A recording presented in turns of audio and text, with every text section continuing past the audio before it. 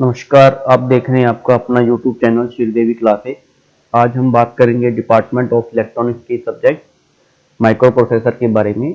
हम micro processor 8085 के बारे में जानेंगे आज। आज का हमारा विषय है basics of Microsoft 80 micro processor 8085 introduction. जब भी पहले कंप्यूटर्स को बनाया गया था तो उसके अंदर की जो जनरेशन डिसाइड हुई थी पहले वो थी फर्स्ट जनरेशन। स्टार्टिंग में जो कंप्यूटर जब बना था वो 1946 से 1954 तक बना था। इसे फर्स्ट जनरेशन के कंप्यूटर कहा गया था। इसमें ज़्यादातर वैक्यूम ट्यूब का यूज किया गया था और वाल्व का यूज किया जाता था।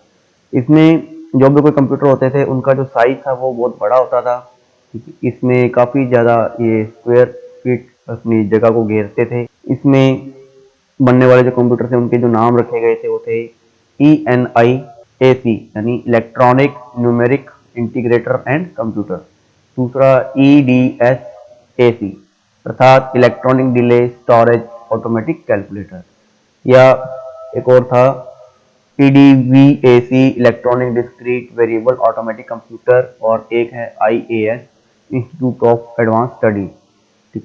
ये थे इसके कुछ कंप्यूटर्स के नाम थे उस टाइम पर जो डेवलप किए गए थे स्टार्टिंग में, जो काफ़ी बड़े थे। थोड़ा सा टेक्नोलॉजी में जैसे सुधार हुआ, थोड़ा इम्प्रूवमेंट हुआ, उसके बाद सेकंड जनरेशन के कंप्यूटर आए, क्योंकि उस टाइम तक सेमीकंडक्टर डिवाइस अवेलेबल हो चुकी थी जिसमें जो हमारा मेन इक्विपमेंट था वो था ट्रांजिस्टर। ट्रांजिस्टर की वजह से जो कंप्यूटर का साइज था वो काफ़ी ज़्यादा स्मॉल हो गया था, जिससे हमारी कैलकुलेशन की जो पावर थी, कंप्यूटिंग की जो पावर थी वो बढ़ गई थी और रिलायबिलिटी भी इंक्रीज हो गई थी, जिस और साथ ही साथ उसकी कॉस्ट भी क्या हो गई, डिक्रीज हो गई। तो इस प्रकार जो कंप्यूटर हमें मिले उसको हमने क्या कहा, सेकेंड जनरेशन के कंप्यूटर्स कहा, जो कि पहले वाली जनरेशन की तुलना में काफ़ी ज़्यादा डिफरेंट थे। फिर है उसके बाद हमें इसके जो नाम जो हमने देखे वो था PDP-1 और NCR 304। ये सेकेंड जनरेशन कंप्यूटर के कुछ नाम है।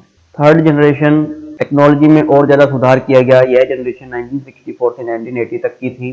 इसमें आईसी का इन्वेंशन हो चुका था, आईसी का आविष्कार हो चुका था। आईसी के आविष्कार के बाद जो कंप्यूटर बने आईसी का प्रयोग करते हुए उन्हें थर्ड जनरेशन कंप्यूटर कहा गया।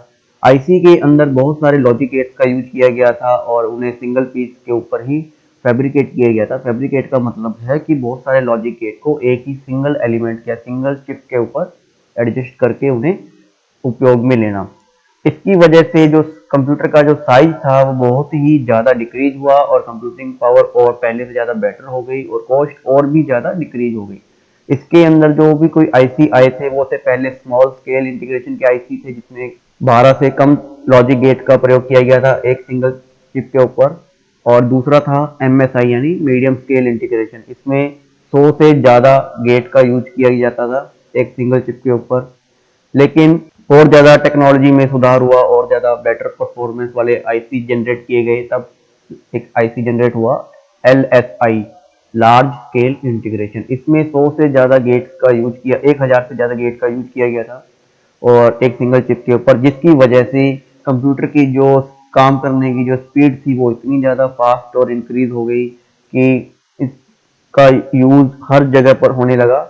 इसमें बनने वाले जो कंप्यूटर थे वो थे IBM 360, PDP-8, PDP-11, Cray-1, wax. ये कुछ उस टाइम में थर्ड जनरेशन कंप्यूटर के नाम।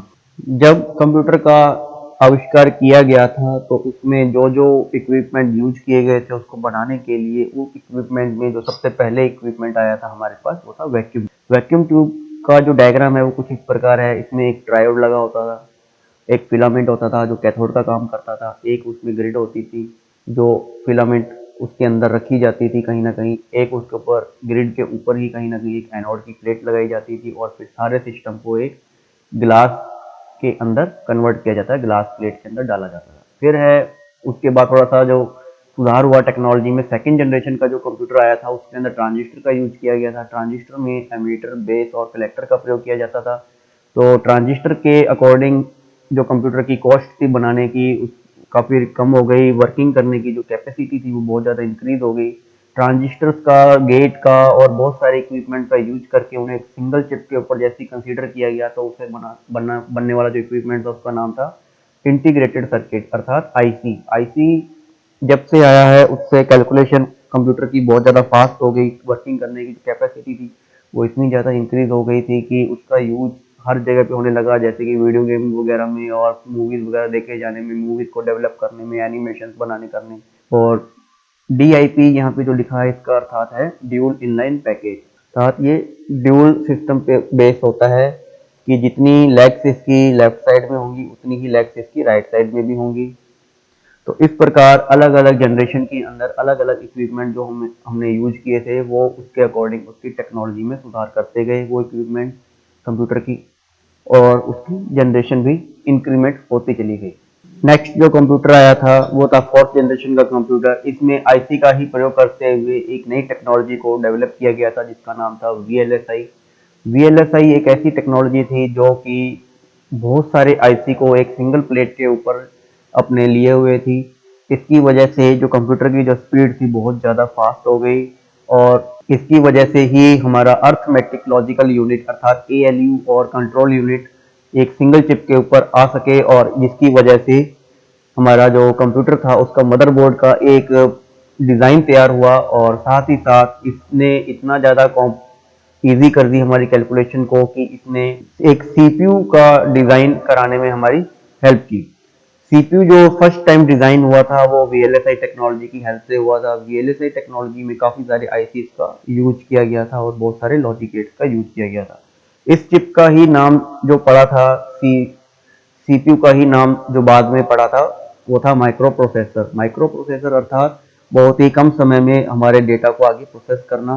थर्ड जनरेशन और फोर्थ जनरेशन में जो मेन डिफरेंस था वो था माइक्रो प्रोसेसर का इन्वेंशन। थर्ड जनरेशन में केवल आईसी आए थे, फोर्थ जनरेशन में आईसी का यूज करते हुए माइक्रो प्रोसेसर को डेवलप किया गया था। दोनों ही जनरेशन को आईसी में यूज किया गया था।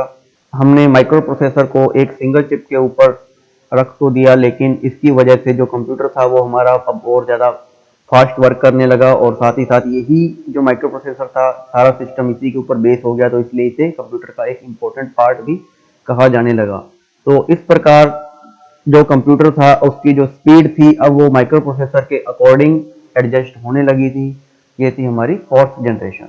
फोर्थ जनरेशन का जो कुछ एग्जांपल्स है हम जो यहाँ पर देखेंगे वो थे, कोई आने वाले जो प्रोसेसर थे स्टार्टिंग में वो था 80386, 80486 और पेंटियम 80586। ये कुछ उसके नाम है माइक्रो प्रोसेसर के जो कि कंप्यूटर के अंदर यूज किए गए थे। इंटेल 4004 अर्थात 4 बिट माइक्रो प्रोसेसर जो पहला यूज किया गया था, उसके बाद टेक्नोलॉजी में सुधार किया गया, 4 बिट की जगह लगाया गया 8 बिट। 8 बिट होने पर इंटेल कंपनी ने जो उसको नाम रखा हुआ था 8008।